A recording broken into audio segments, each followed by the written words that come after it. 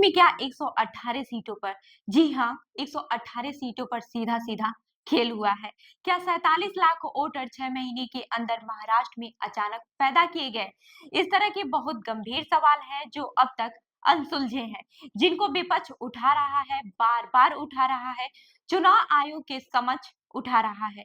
लेकिन अब इन सवालों के जवाब मिलने वाले हैं।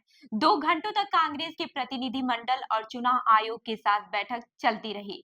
कांग्रेस का प्रतिनिधि मंडल बाहर आया और उन्होंने जो बातें बताई, जो खुलासे किए हैं, वो बहुत महत्वपूर्ण है, क्योंकि इस बार कांग्रेस ने अपने सवाल नहीं उठाए हैं, केवल शिकायतों की लिस्ट नहीं सौंपी है। कांग्रेस ने सीधे चुनाव आयोग से कह दिया है कि साहब, आप एक काम कीजिए, हमको रॉ डेटा दे दीजिए, यानी कि पूरा का पूरा चिट्ठा, कि कैसे इस बात को जस्टिफाई करें कि लोकसभा चुनाव से विधानसभा चुनाव, यानी कि 6 महीने के अंदर 47 लाख वोट बढ़ गए महाराष्ट्र में।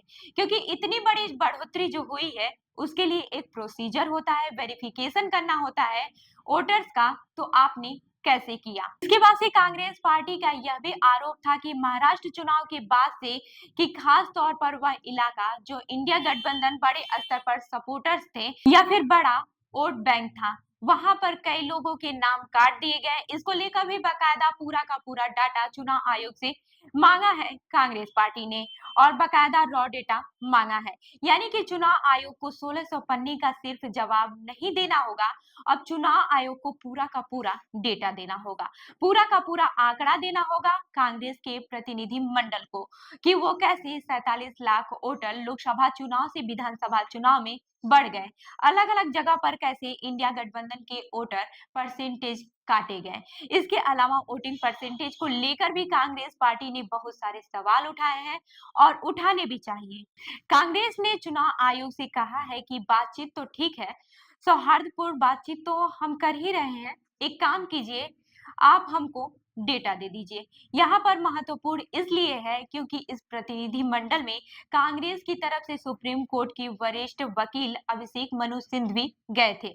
अभिषेक मनु सिंघवी की जो पूरी की पूरी टीम है, इस पूरे मामले में जो टीम देख रही है, वह डाटा एक्सपर्ट माने जाते हैं। अगर इस डाटा में कुछ भी ऐसा शक हुआ कांग्रेस को, तो इस पूरी की पूरे मामले को कोर्ट में ले जाया जा सकता है, और अगर इस डाटा के जरिए कांग्रेस कोर्ट चली गई, फिर चुनाव आयोग के लिए आने वाले वक्त में मुश्किल खड़ी हो सकती है।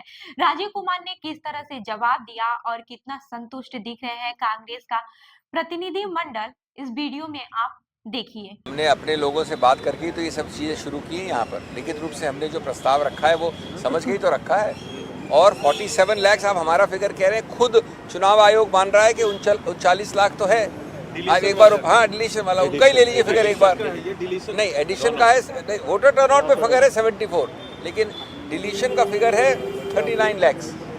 सॉरी, एडिशन का, एडिशन 39, पौने 6